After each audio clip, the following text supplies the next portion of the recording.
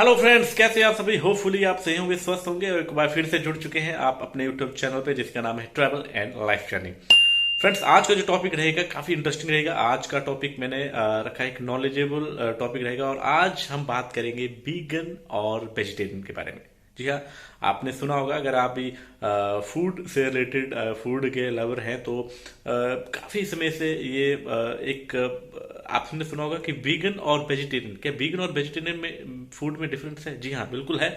और ये काफी नॉलेजेबल बात है। अमूमन हम ये समझते हैं कि वीगन और वेजिटेरियन जो है सेम ही है। पहले मैं भी ऐसा ही समझता था, लेकिन वीगन और वेजिटेरियन में जो है बहुत डिफरेंस है। तो चलिए, ज्यादा देर नहीं करेंगे और मैं आपको बताता हूँ कि वीगन और वेजिटेरियन में जो है वो क्या डिफरेंस है।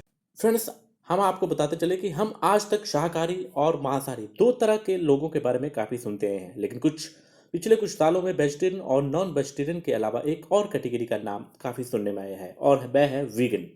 बहुत से लोगों को वीगन का मतलब वेजिटेरियन ही लगता है, लेकिन ऐसा नहीं है। शाकाहारी व्यक्ति किसी भी जानवर का मांस जैसे मांस, मुर्गा, मछली नहीं खाता। वही एक सख्त शाकाहारी जो डेयरी, अंडे और जानवर से प्राप्त किसी भी अन्य सामग्री के सेवन से बचता है, जिसे वीगन कहते हैं। वीगन आहार को लेकर कुछ सालों पहले ही लोग जागरूक शुरू हुए हैं, लेकिन इसे कम ही समय में काफी सराहना मिलने लगी है। चलिए जानते हैं वीगन और वेजिटेरियन में क्या क्या समानताएं और अंतर हैं। वेजिटेरियन डाइट क्या है?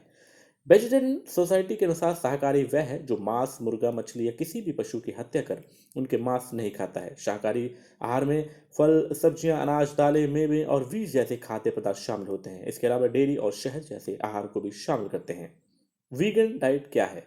वीगन डाइट को शाकाहार का सबसे सख्त रूप माना जाता है। वीगनवाद को वर्तमान में वीगन सोसाइटी द्वारा जीवन जीने के एक ऐसे तरीके के रूप में परिभाषित किया गया है जो किसी भी रूप में पशुओं के प्रति शोषण और क्रूरता के प्रयासों के विरुद्ध है।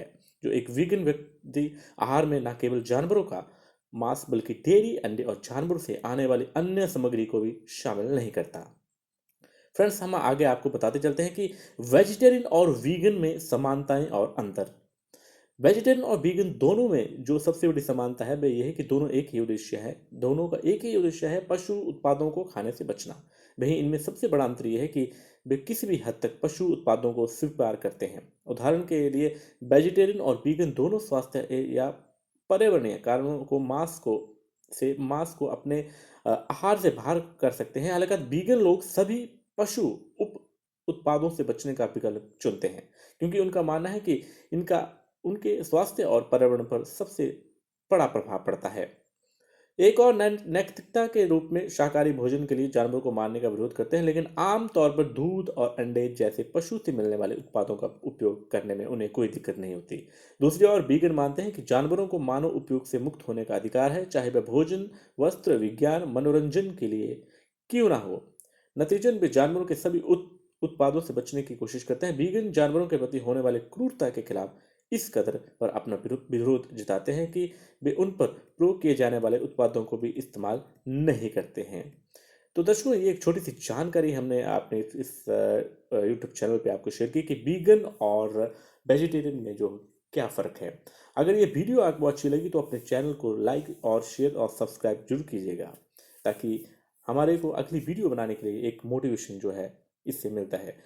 तो वीडियो को लाइक, शेयर और अपने चैनल को सब्सक्राइब जरूर कीजिएगा और मिलते हैं अब एक और नए ब्लॉग के साथ। तब तक मुझे दीजिए विदा।